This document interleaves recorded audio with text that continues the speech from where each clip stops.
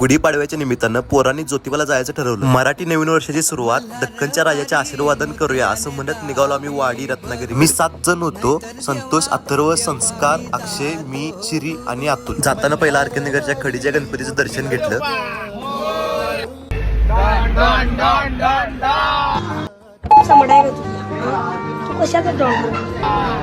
छत्रपती शिवाजी पुलावरून जरा पुढे गेलो, तिथे डिझेल टाकलं. डिझेल टाकून आम्ही गेलो पुढे. तिथं आमची सिंगर लागतील गाणी म्हणायला.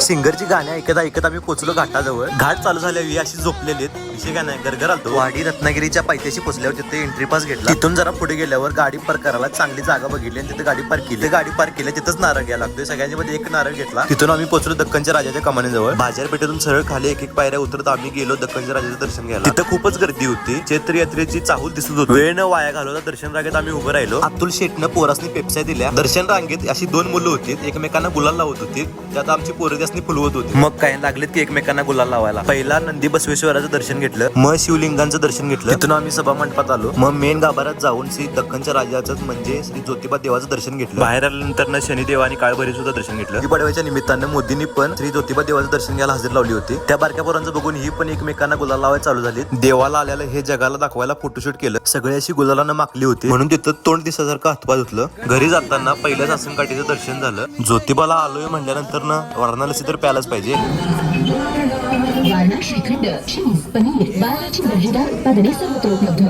वारणा लस्सी पिऊन पार्किंग मधून गाडी काढली. गाडीत बसल्यावर शिरी काय म्हणते बघा.